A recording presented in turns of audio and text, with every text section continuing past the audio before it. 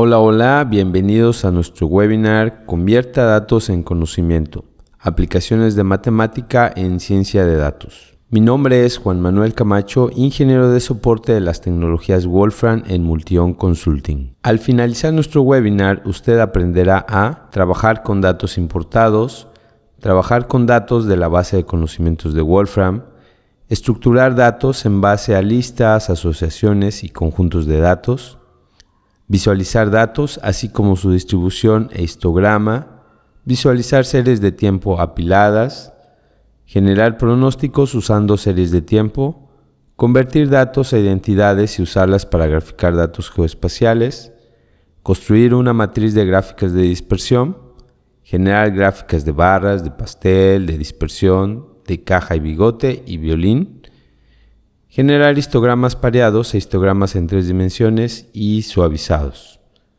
agrupar datos, contar palabras en un texto y finalmente entrenar una función para clasificar datos. Si durante el webinar usted tiene alguna duda, pregunta o comentario, lo puede hacer a través de nuestro chat.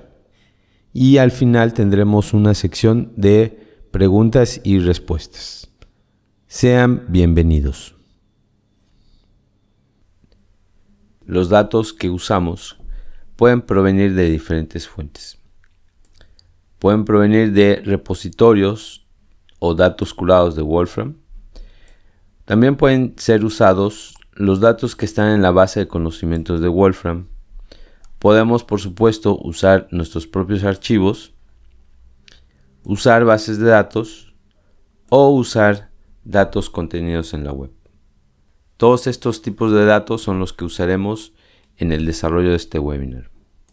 Los pasos a seguir para curar datos, recomendado por Stephen Wolfram, son los que vienen en este artículo.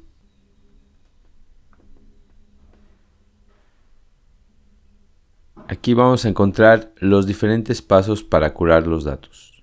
Los datos han sido colectados, los datos están en forma digital, los datos están sistemáticamente almacenados y los datos están arreglados en una forma estructurada. Para este paso, las estructuras útiles para organizar datos son las siguientes. Son las listas, las asociaciones, el conjunto de datos, un almacén de entidades y las series de tiempo. Vamos a trabajar con este tipo de estructuras. Vamos a importar un archivo TSV desde los archivos de ejemplo. Este archivo trata sobre ventas, lugares y fechas. Vamos a mostrar unas pocas filas y esto lo vamos a hacer con la función shallow. En la primera fila tenemos los títulos, aquí está la fecha, la ciudad y las ventas. En la segunda, a partir de la segunda fila empiezan los datos. Tenemos el dato de la fecha, la ciudad y las ventas. ¿Cuál es el tamaño de estos datos? Con la función dimensions vamos a obtener el total de filas y columnas. En este caso tiene 601 filas y 3 columnas. Con la función first vamos a extraer el primer elemento, el cual es esta primera lista que contiene los títulos de la columna. Vamos a almacenarlo en título columna. Los siguientes datos los vamos a extraer con la función rest y los vamos a almacenar en datos venta. Después vamos a mostrar unos cuantos con la función shallow. Aquí tenemos la fecha, la ciudad y las ventas. Ya que tenemos estos datos, vamos a extraer solamente las fechas y las ventas. Es decir, vamos a extraer la primera y la tercera columna. Esto lo hacemos de la siguiente forma. Y lo almacenamos en ventas fechas. En ventas ciudad vamos a extraer la ciudad, el segundo elemento, y el tercer elemento que es el total de ventas. Aquí lo extraemos de la siguiente forma y lo mostramos unos cuantos.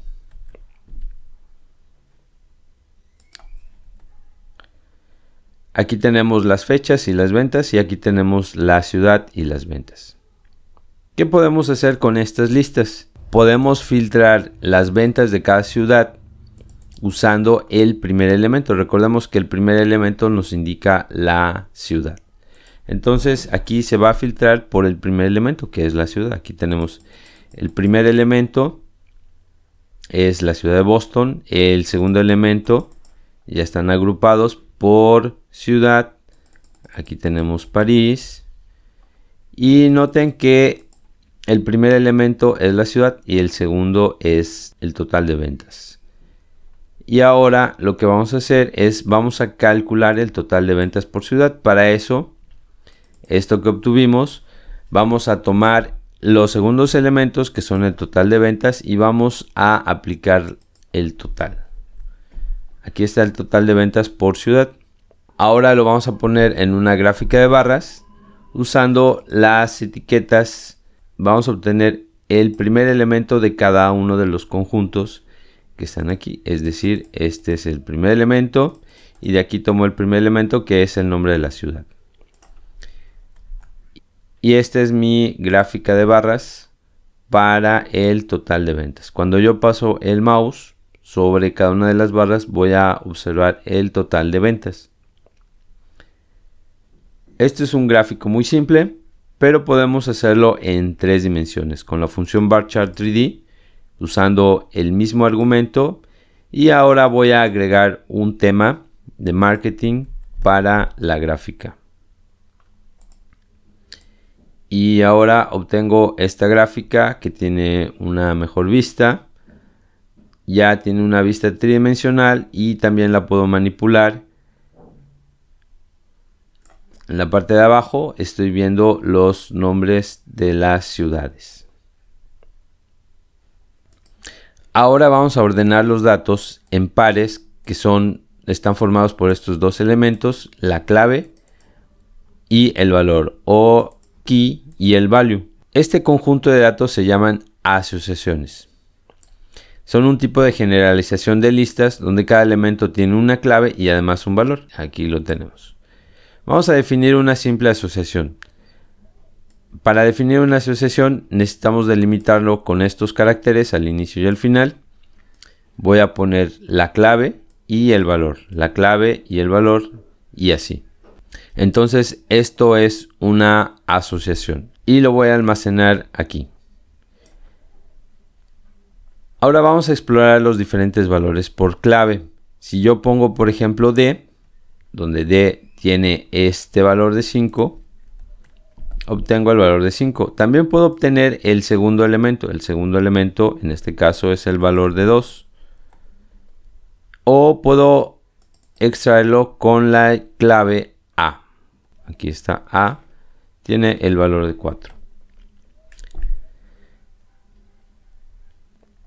Las operaciones con listas trabajan también en asociaciones. Por ejemplo, si queremos mapear F a la asociación, vamos a ver que la función F se va a aplicar directamente a cada uno de los valores. Esto es en la forma de función y este es en la forma abreviada. Si nosotros ordenamos usando la función sort, aquí nos queda ordenado según el valor asignado a cada asociación. Si seleccionamos, aquí estamos seleccionando los valores mayores a 3, entonces va a tomar las asociaciones mayores a 3. Si hago el total, entonces va a ser la suma del total, 1 más 2 más 4 más 5.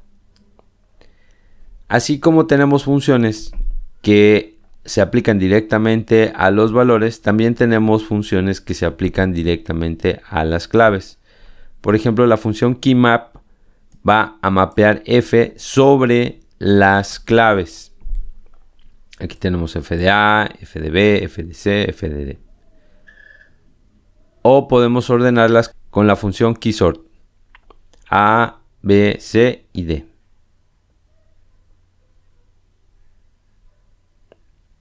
Podemos extraer las claves usando la función keys o podemos extraer los valores usando la función values. Podemos construir asociaciones de listas. Por ejemplo, la función associationMap va a crear una asociación mapeando A la función de A, B a la función de B, etc. O la función associationThread va a mapear elemento a elemento.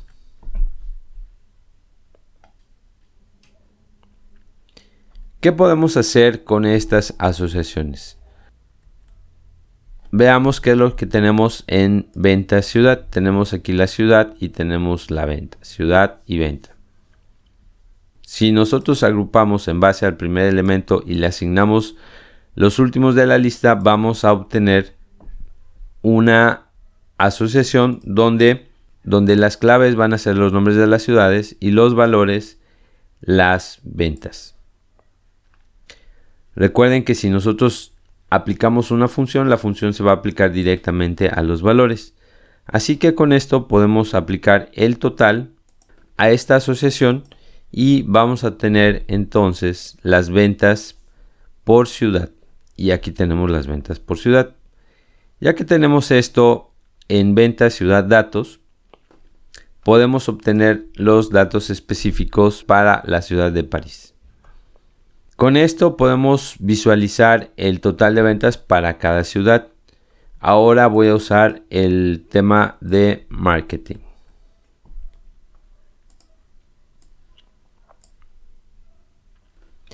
Esta es mi gráfica de ventas por ciudad usando el tema de marketing. Ahora vamos a organizar los datos de ventas por ciudad y para cada ciudad generamos una lista de valores fecha-valor. Vamos a ver qué tenemos en venta, en datos venta. Tenemos la fecha, la ciudad y el total de ventas. De aquí los vamos a agrupar. Vamos a empezar con el primer elemento, que es el nombre de la ciudad, y a este le va a asignar una asociación, el primero y tercer elemento, que es la fecha y la venta. Y vamos a visualizar unos cuantos datos. Veamos. En esta asociación están agrupados por ciudad y aquí tengo cada una de las fechas y la venta de esa fecha. Entonces podemos hacer una gráfica de ventas para todos los datos disponibles. Por ejemplo, aquí tenemos para París.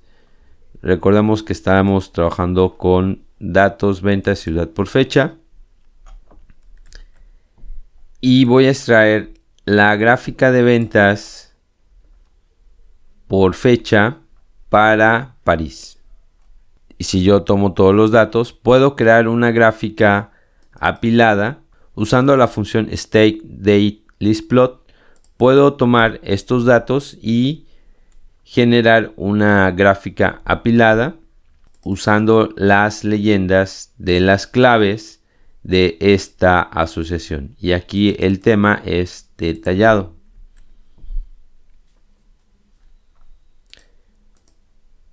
Aquí tengo mi gráfica apilada de las diferentes ciudades. Aquí, por ejemplo, está Boston, Nueva York, París, London, Shanghái y Tokio. Y esta gráfica me ayuda a comparar por fechas cada una de las ventas de las diferentes ciudades. Ahora vamos a ordenar datos en conjuntos de datos jerárquicos estructurados o también llamados datasets. Wolfram Language cuenta con una forma muy eficaz de manejar información estructurada mediante lo que se llama conjuntos de datos o dataset. Vamos a definir un simple dataset. Aquí tenemos la función que nos va a ayudar a definir un conjunto de datos, que es la función dataset. Noten que empezamos con una lista de asociaciones. En este caso a le asigna el valor de 1, B el valor de X, C el valor de 1. Y así para cada una de las diferentes asociaciones, y lo voy a almacenar en D. Ya una vez que tenga este conjunto de datos, voy a extraer, por ejemplo, la fila del 2 al 3, que serían estos elementos. Podemos extraer una sola fila, que es la segunda fila. Podemos extraer el contenido completamente crudo de una fila usando la función normal. Aquí vemos que es una lista de asociaciones. Aquí vemos que es una asociación. De aquí podemos extraer el elemento con la clave B, que es Y. O podemos extraer todas las filas de una columna en particular, de la columna B, por ejemplo. Aquí están los elementos. ¿Para qué nos sirven estos conjuntos de datos? Nos sirven para filtrar, para ordenar y agregar datos.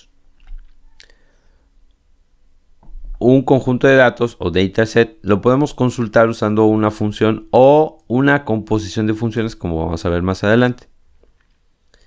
Vamos a ejecutar operaciones en una sola columna. Por ejemplo, en la columna de A voy a aplicar la función total, o en la columna C voy a aplicar la función concatenar. O también voy a contar en la columna B, por ejemplo, la X aparece 2 veces, la Y aparece una vez y la Z aparece una vez. Puedo también ordenar, en este caso voy a ordenar según la longitud de la columna C. Aquí vemos un elemento, dos elementos, dos elementos. Ahora voy a filtrar filas basadas en los valores de la columna. Aquí, por ejemplo, estoy seleccionando los valores donde A es mayor a 2. Que son esta y esta otra fila. Vamos a filtrar filas y vamos a extraer una columna. Aquí extraemos, aplicamos el mismo criterio, pero ahora vamos a extraer la fila B, que son el elemento Z y X. ¿Qué podemos hacer con dataset y nuestros datos? Vamos a configurar los datos de ventas como un conjunto de ventas. Usando la función dataset y la función association_thread, y también usando la variable datos ventas ciudad por fechas, vamos a almacenarlos aquí. Y aquí tenemos los datos de, por ejemplo, de Boston por fecha. Esta es la venta de Nueva York por esta fecha. Esta es la venta y así me va a quedar mi conjunto de datos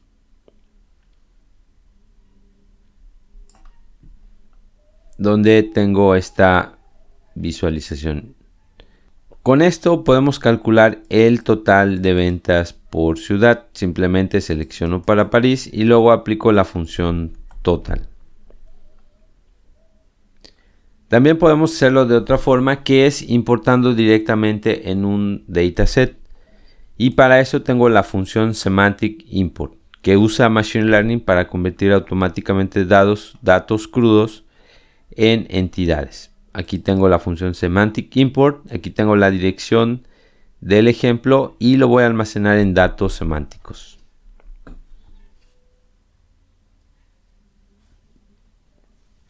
Aquí ya tengo mi conjunto de datos, donde tengo las 3 columnas: fecha, ciudad y ventas. Ahora de estos datos los voy a agrupar por ciudad. Voy a aplicar el total de las ventas. Y aquí tengo el total de las ventas. Ahora vamos a ordenar los datos en una serie de tiempo. Una serie de tiempo es una serie de pares con etiquetas de tiempo y su valor. Vamos a crear una serie de tiempo de los datos de París. Aquí tengo los datos de venta del conjunto de datos de París y lo voy a poner en modo normal. Aquí está cada una de las fechas, le corresponde un dato de ventas. De aquí voy a crear la serie de tiempo directamente con esta función, con time series, y lo voy a almacenar en CST. Aquí ya está mi serie de tiempo, que lo voy a visualizar con la función dailySplot. Y con la función time series window yo puedo crear una ventana de tiempo de esta fecha, que es el 1 de enero del 2014 al 31 de marzo del 2014. Es decir, voy a seleccionar esta ventana de tiempo de la variable st, que es la serie de tiempo del 1 de enero al 10 de abril, y lo voy a poder visualizar con la función dailySplot. Aquí estoy viendo desde el 1 de enero hasta el 31 de marzo. ¿para qué me sirve una serie de tiempo? Una serie de tiempo me puede ayudar a hacer un pronóstico. Vamos a ajustar un modelo a la serie de tiempo para los primeros 3 meses del 2014. Para ello voy a usar la función Time Series Model Fit, donde voy a seleccionar esta ventana de tiempo y voy a usar el modelo de ajuste Sarima. Lo voy a almacenar en TS Model. Aquí está el modelo de ajuste y ahora vamos a poder usar este modelo para predecir las ventas de abril de ese año y comparar con las ventas reales. Aquí podemos usar la función Time Series Forecast para el modelo y vamos a predecir los siguientes 10 datos, que en este caso corresponden a los siguientes días de abril, y lo voy a almacenar en tsFit. Aquí están los datos y ahora voy a usar estos datos para poder comparar los del modelo, que son tsFit, con el modelo real, que va del 1 de abril al 10 de abril. Y voy a poner las leyendas. Para el primero son los datos y para el segundo es el pronóstico. Y este es el pronóstico para los primeros días del mes de abril. Ahora visualicemos para todos los demás datos de las ciudades. Voy a usar la función temporal. La función temporal data es una colección de múltiples series de tiempo. Aquí esto me va a servir para que yo pueda mostrar las diferentes series de tiempo de las demás ciudades. Para ello voy a tomar las claves de cada uno. Lo voy a almacenar en T. Aquí está T. Y ahora voy a tomar los datos para cada ciudad. Estos son los datos para cada ciudad. Ahora voy a agregar esta información a los valores de los datos. Aquí están los datos y aquí están las fechas. Y lo voy a almacenar con la función temporal data en TD. Ahora vamos a visualizar los datos temporales para cada ciudad en el mes de febrero y marzo. Aquí con la función Time Series Window voy a crear desde el 1 de febrero hasta el 31 de marzo. Y lo voy a visualizar con la función DailySplot. Y este es el comportamiento de las ventas para cada una de las diferentes ciudades. Recordemos que aquí tenemos datos de ciudades. Entonces podemos asociar a cada ciudad una entidad computacional que es precisamente la correspondiente a esa ciudad. ¿Qué podemos hacer con las entidades? Vamos a revisar la asociación venta ciudad datos. Aquí tenemos, por ejemplo, para la ciudad de Boston tenemos este total de ventas y así para todas las ciudades. Con la función keymap voy a mapear la función de que se interprete la ciudad, es decir, que obtenga la entidad computacional de esta asociación, y lo voy a almacenar en venta ciudad datos entidades. Y noten que ahora, en lugar de ser una cadena de texto o de caracteres, tenemos ya una entidad computacional. Aquí ya no es una cadena de texto, sino es ya una entidad computacional, y esto es gracias a la función interpreter city, que fue mapeada con la función keymap a cada una de las claves de esta asociación. Aquí ya tenemos entonces una asociación donde tenemos las entidades computacionales. Como entidad computacional que representa a la ciudad, ya podemos hacer un mapa asignando a cada valor un total de ventas. Ahora vamos a presentar estos datos para cada ciudad en un mapa. Para eso usamos la función YourRegionValuePlot, donde vamos a utilizar precisamente esta asociación, y las etiquetas van a tener para empezar el nombre y después el total de ventas, que es cada uno de estos valores, y este va a ser el resultado. Aquí tenemos cada una de las diferentes ciudades, por ejemplo Londres. Cuando pasamos el mouse, observamos que el puntero nos va a indicar la ciudad y el total de ventas. Esto es para Londres, para París, para Shanghái, Tokio, Nueva York y Boston.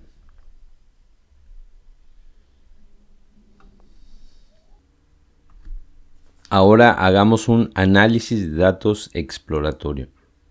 Para ello vamos a obtener información sobre el conjunto de datos de la flor de iris. Estos vienen dentro de los datos de ejemplo de Wolfram Language.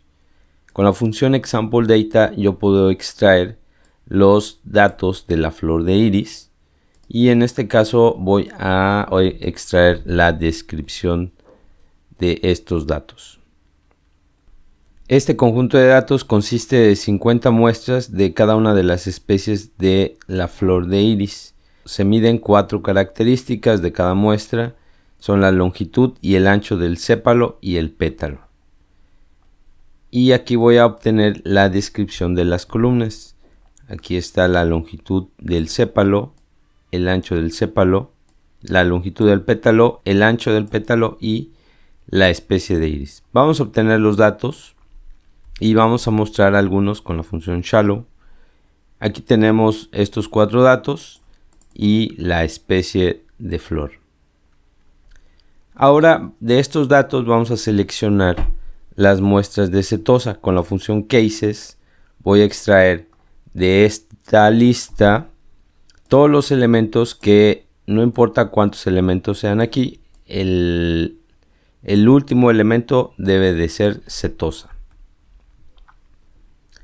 Aquí tenemos esta lista, y ahora de esta lista de setosa vamos a extraer todos los elementos, la columna 1 y 2, que corresponde a la longitud del sépalo y al ancho del sépalo.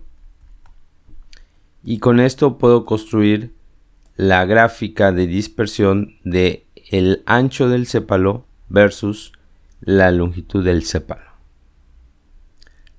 Ahora vamos a agruparlas por clase. Vamos a extraer las etiquetas de cada clase. Son 3 etiquetas.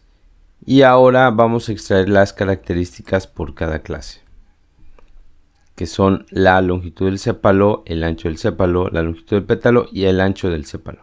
Ahora vamos a hacer una función para crear una gráfica de dispersión cuando se dan las características para los datos de iris. La función se llama scatter y voy a usar la función listplot, algunos marcadores, etiquetas, y esta es la función scatter. Vamos a crear ahora una gráfica de dispersión para la longitud del sépalo versus el ancho del sépalo con las 3 clases.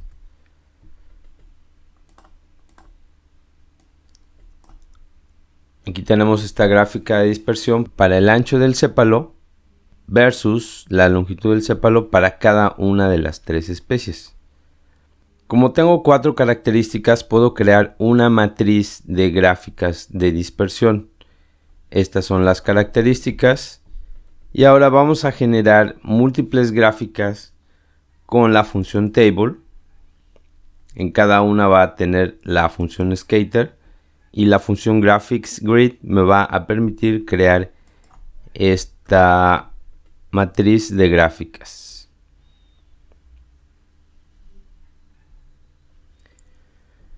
Aquí tenemos la longitud del sépalo, el ancho del sépalo, la longitud del pétalo y el ancho del pétalo. Aquí visualizamos cómo la longitud del sépalo varía con el ancho del sépalo, con la longitud del pétalo y con el ancho del pétalo. Y así para cada una de las filas de esta matriz. Ahora vamos a obtener gráficas de barra y de pastel. Para ello vamos a obtener información sobre el conjunto de datos del geyser Old Faithful. Nuevamente voy a usar la función ExampleData. Aquí está la descripción, son datos de erupciones del geyser Old Faithful. Las variables son la duración en segundos de la erupción actual y el tiempo en minutos para la próxima erupción. Aquí podemos extraer los títulos de las columnas y ahora vamos a obtener los datos de ejemplo. Vamos a mostrar unos cuantos. Ahora vamos a extraer todos los tiempos de erupción. Estos son los tiempos de erupción y ahora vamos a agruparlos por binas. Y aquí, por ejemplo, voy a obtener menos de 2 minutos, entre 2 y 3 minutos, entre 3 y 4 minutos y entre 4 y 10 minutos. Con la función binCounts puedo obtener el total de estos datos. Por ejemplo, aquí hay 51 veces entre 0 y 2. Ahora vamos a visualizar esta información con un gráfico de barras. Esta misma función la voy a poner dentro de la función varchar. Vamos a visualizar ahora la misma información en una gráfica de pastel. Aquí tenemos el caso más frecuente, que es entre 4 y 10 minutos. Ahora vamos a mostrar la misma información pero con las etiquetas apropiadas. Voy a almacenar la información previamente obtenida y voy a colocar las etiquetas para el gráfico de barras. Aquí está mi gráfica ya con las etiquetas y también la gráfica de pastel junto con las etiquetas. Puedo separar cada uno de los segmentos del pastel para hacer énfasis en algún segmento.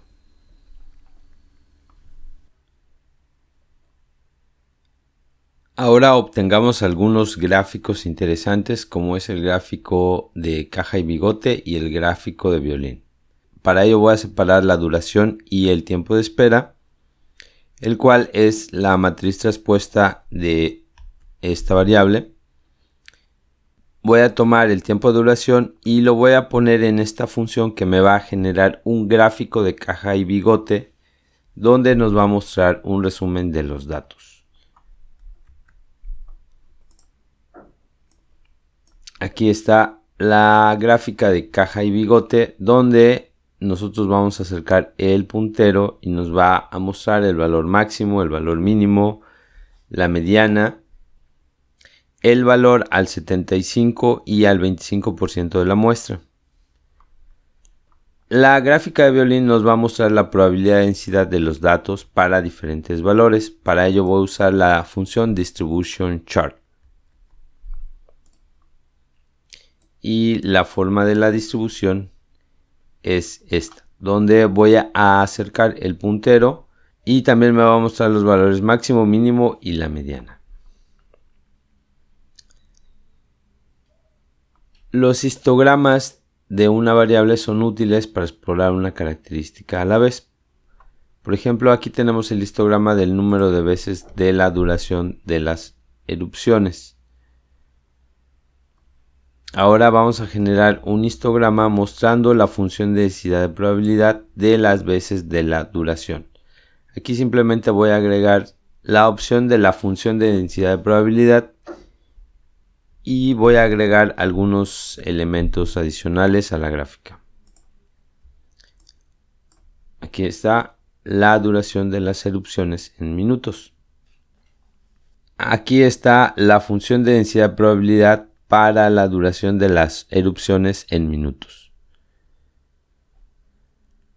Los histogramas pareados son útiles para explorar dos características al mismo tiempo. Aquí vamos a generar números aleatorios de dos distribuciones normales con diferentes promedios. Aquí, por ejemplo, es 0 y la desviación estándar es 1. Aquí es 1 el promedio y la desviación estándar es 1 medio. Ahora vamos a poner estas dos distribuciones.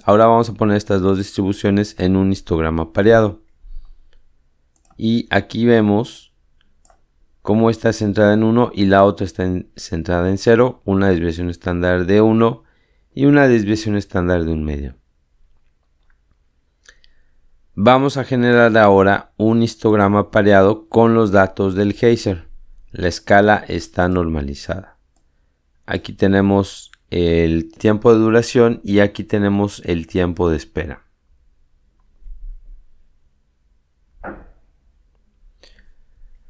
La gráfica de la dispersión de la duración versus el tiempo de espera la podemos obtener con la función listplot. Y aquí tenemos esta gráfica de dispersión del tiempo de espera con la duración.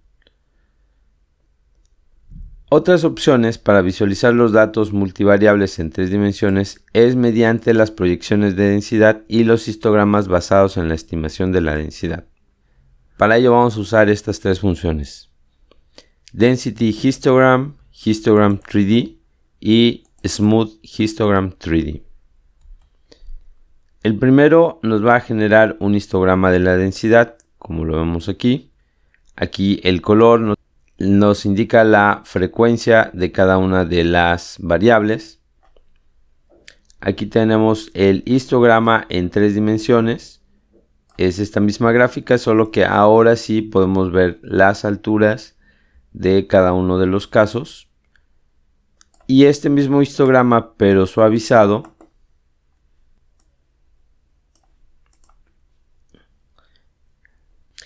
aquí tenemos el histograma de la función de densidad de probabilidad completamente suavizado. Vamos a encontrar clusters en los datos del geyser y vamos a realizar la gráfica en 2 dimensiones. Esto es gracias a la función find_cluster. En este caso aquí tenemos los datos y estamos obligando que la función find_clusters nos encuentre 2 grupos. Una vez que los encuentre, vamos a visualizarlos con la función listplot.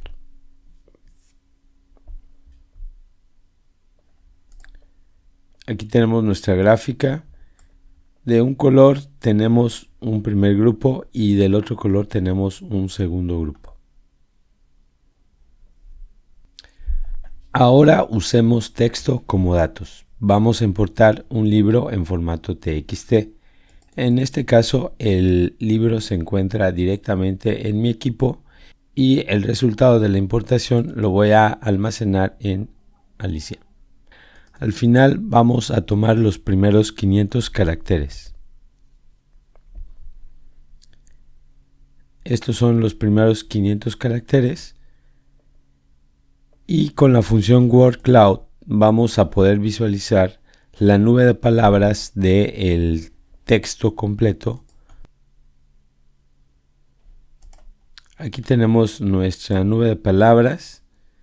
Como podemos ver, la palabra que más se repite es de, que, y, el, Alicia, la, en y algunas otras que están alrededor de las palabras más grandes.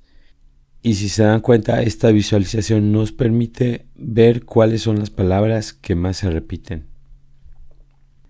Y entre ellas tenemos algunas palabras que son preposiciones. Vamos a ver cómo eliminarlas del conteo. Para eso vamos a ver qué tipo de entidad es Alicia. Y eso lo vamos a saber con la función hit. En este caso Alicia es una cadena de caracteres. Con la función characters yo puedo separar una cadena de texto y con la función short voy a poder visualizar algunos de estos caracteres. Aquí tenemos 159.104 caracteres, más aparte los que podemos ver aquí. Algunas de estas palabras están escritas con mayúsculas y para poderlas identificar como una sola, vamos a pasar todas las letras a minúscula. Con la función toLowerCase podemos ver cómo estas dos palabras, gato o conejo, se cambian completamente a minúsculas. Entonces, ¿qué voy a hacer? Voy a pasar todas las letras a minúscula, voy a separar los caracteres. Ya una vez que tenga todos los caracteres, voy a borrar algunos elementos, que son todos estos, son signos de puntuación, que no quiero que se contabilicen. Y al final los voy a unir en una sola cadena que va a estar almacenada en Alicia 2. Ahora voy a separarlo en palabras con la función string split y voy a mostrar un resultado corto. Aquí está, todas están en minúsculas y están separadas por palabras. Ahora, ya que están separadas por palabras, aquí lo tenemos, voy a borrar algunos elementos y estos son los elementos que voy a borrar. Con esto voy a poner todos estos elementos en la función wordCloud y quiero que al final la función wordCloud me haga una nube en esta forma. Vamos a ver cuál es el resultado.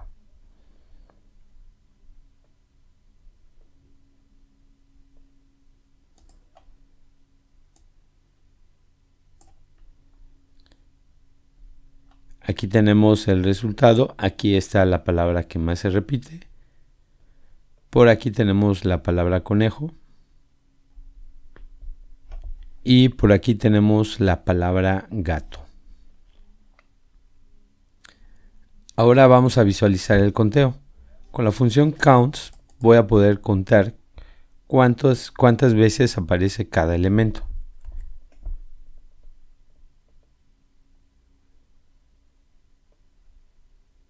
Y aquí tengo el conteo. Por ejemplo, la palabra Lewis aparece 2 veces, la palabra Carol aparece 3 y así con todos los elementos. Ahora vamos a ordenarlos de mayor a menor y al final voy a invertir el orden para los primeros 60 elementos. Estos son los primeros 60 elementos. La palabra Alicia aparece 436 veces. Luego de otros personajes, la palabra reina aparece 79 veces. La palabra rey aparece 64, tortuga 63, sombrerero 57, conejo 56, duquesa 47 y así tenemos los primeros 60 elementos. Ahora vamos a clasificar la especie de la flor de iris.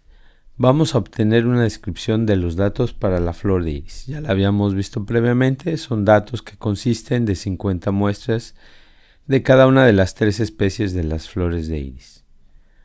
Vamos a obtener la descripción de cada parámetro. Tenemos la longitud del sépalo, el ancho, la longitud del pétalo y su ancho. Y finalmente la especie de iris. Ahora vamos a importar los datos de entrenamiento y vamos a ver cuántas muestras tenemos. Tenemos 105 muestras. Vamos a obtener de estas 10 muestras aleatorias con la función random sample, donde vemos los 4 parámetros que están asociados a su especie. Aquí están los 4 parámetros asociados a la especie de iris. Ahora vamos a importar los datos que nos van a servir de prueba y los vamos a almacenar en test. Vamos a ver cuántos elementos tenemos. Tenemos 45 elementos de muestra. Vamos a obtener 10 de estos elementos con la función random sample. Aquí tenemos nuevamente los 4 parámetros y el nombre de la especie. Ya habíamos obtenido previamente una exploración visual usando una matriz de gráficas de dispersión donde comparamos cada una de las 4 características versus las otras, mostrando alguna separación entre ellas.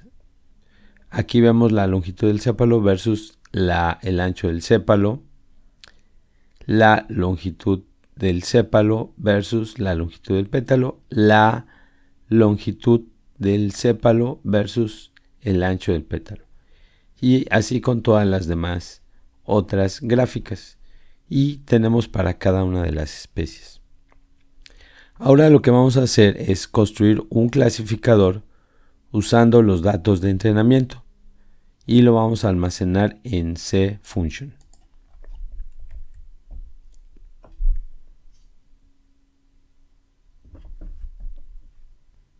Ahora vamos a usar la función clasificadora para predecir el tipo de flor para 10 muestras aleatorias del conjunto de prueba y luego vamos a comparar. Recordemos que los datos de prueba los almacenamos en test. Voy a tomar 10 muestras aleatorias y las voy a almacenar en datos prueba.